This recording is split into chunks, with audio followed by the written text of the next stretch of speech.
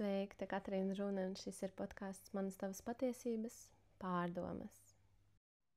Šodienas pārdomas man ir par tēmu apzinātība un kā to ieviest savā ikdienā. Tad es esmu mācījusies padziļināt apzinātību, un man ir apzinātības certifikāts, bet tas nenozīmē, ka manā ikdienā nebūtu ar to jāstrādā. Un daudziem varbūt mulsina, kas vispār ir apzinātība. Tad tādā vienkāršā valodā tā ir klātesamība vai būšana šajā brīdī, kad mēs spējam atmest visu lieko informāciju un vienkārši pieņemt šo brīdi, kurā mēs esam. Vai pieņemt, kāda mēs esam tajā brīdī, vērot, nenosodīt un nedomāt ne par pagātni, ne par nākotni, vai negaidīt neko no esošā brīža. Un, ja pavisam vienkārši, tad baudīt savu dzīvi tādu, kāda tā ir. Jā, jo mēs vecāki paliekam, jo vairāk mums ir šīs domas un pieņēmumi, kā ir jābūt, kā ir jādzīvo. Un tad bieži vien mēs aizmirstam baudīt to brīdi, kurā mēs esam. Vai tā ir ēšana, vai tā ir iešana dušā, vai tā ir zobu mazgāšana. Tad tas sāks jau ar tādām elementārām darbībām ikdienā. Kaut vai tā ģērbšanās vai gulētiešana, vai mēs tiešām spējam palaist liekas domas, vienkārši būt tajā brīdī un baudīt procesu. Un šī brīža sabiedrībā gan tehnoloģijas, gan informācijas apjoms, kas ir mūsos, mums šo apzinātību, jeb klātesamību samazina ar katru dienu, ar katru minūti, ko mēs pavadām pie datora, pie telefona. Un tādēļ es arī mācījos apzinātību padziļināt, jo tā ir tā tēma, kas būs arvien aktuālāka arī nākotnē. Un mana apzinātības mācības sākās ar to, kad bija jāizvēlās viens ikdienas uzdevums. Piemēram, es izvēlējos zobu mazgāšanu, kad es nedēļu esmu klātesoši pie katra reize, kā es mazgāju savus zobus. Un, lai cik tas smieklīgi izklausītos, tas nebija tik vienkārši izdarāms. Un tam man bija jāatzīmē lapā savas pārdomas par katru reizi, kā es mazgāju zobus, vai man izdevās nedomāt ne par ko citu un tiešām koncentrēties uz zobu mazgāšanu. Un, jā, tas bija tāds ļoti interesants uzdevums. Un tad tā doma ir katru nedēļu likt klāt kādu ikdienas darbību un nemainīt viņu nedēļu, tā kā koncentrēties uz nākošo. Un, jā, un tas ir, ar ko mēs varam sākt, kā tāds pats pamats visam.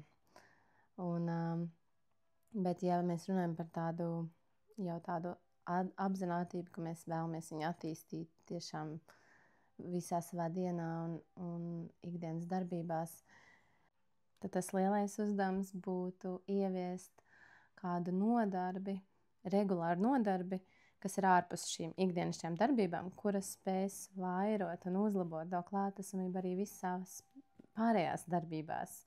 Un man tā ir meditācija, un ir īpaši klusuma meditācija, kad es cenšos apsēsties ar sevi pilnīgā klusumā 10, 15, 20 minūtes, tik cik man ir iespēja tajā dienā.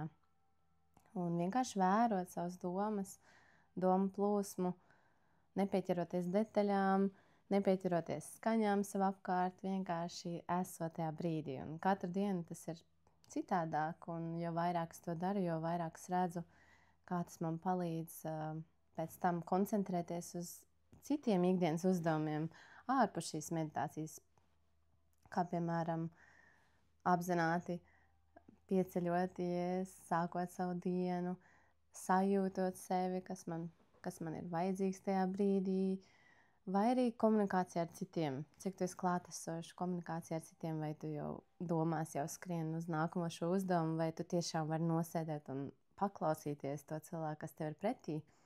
Un to es arī sevī tā novēroju. Ja es neesmu apsēdusies meditācijā savā praksē, tad tā klātesamība ar citiem arī ir grūtāk izveidojama, jo tas prāts vairāk koncentrējas tad uz to, kā es jūtos, vai kas man būs jāizdara šajā dienā, un jau skrien uz nākošo uzdevumu. Un tas ir arī jogā, kad cilvēki atnāk pie mums jogu, Un, piemēram, saka, es jau neesmu lokans, es jau neesmu sportisks, es nevaru jogot, bet īstenībā jogas pašā pamatā ir galvenais uzdevums vienkārši atslēgt savu prātu un būt esošajā brīdī. Un tas nevienmēr ir viegli. Un jo regulārāk mēs nākam uz jogu, jo vairāk mēs apzināmies, es šajā pozā, piemēram, tur nedomāju par savu leduskapu, bet tiešām par elpu tajā brīdī, vai spēju saslēgties ar savu ķermeni un izelpot sasprindzinājumu. Un tas tāds tā kā prāta treniņš, prāta kontrolas treniņš, jo mūsu prāts, ja mēs viņam ļaujam pārņemt kontroli, tad prāts uzvarēs, un tad tās domas mūs pārņems, un tur klātesamība ir ļoti, ļoti tālu. Jā, un tad tas uzdevums ir ar domu kontroli vai koncentrēšanos uz esošo brīdi vai kādu konkrētu uzdevumu. Mēs tā kā arī sākam vingrināt savu prātu, būt šajā mirklī, un kad prāts nepārņem to vadību.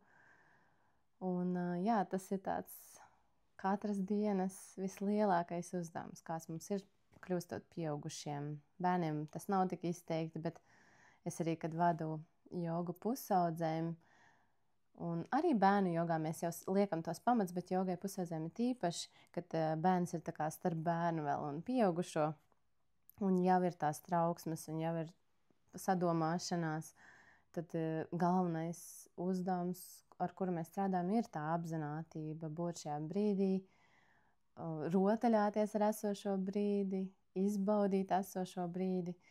Un tad ir tās īpašās prakses, kā elpa, koncentrēšanās uzdevumi, joga, ko mēs varam veikt, lai vairot šo apzinātību.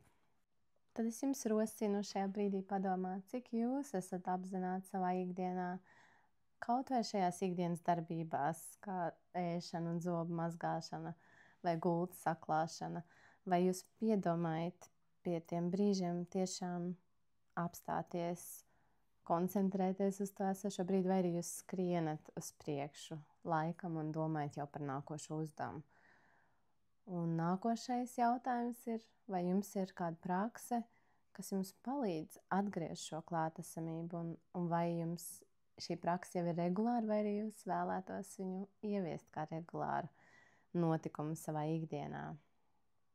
Un mans novēlējums noteikti ir domāt par apzinātību, par klātesamību, un cik tas ir svarīgs faktors mūsu ikdienā, lai mēs būtu klātesoši gan paši ar sevi, gan ar saviem mīļiem, gan arī savā darbā, un tad arī būs jaudīgāki rezultāti.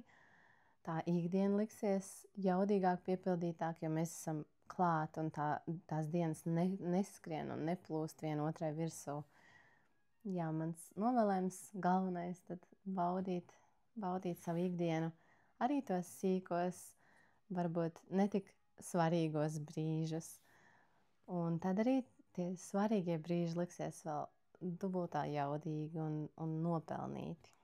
Lai jums jauka diena, paldies, ka klausījāties, un uz tikšanos nākamreiz.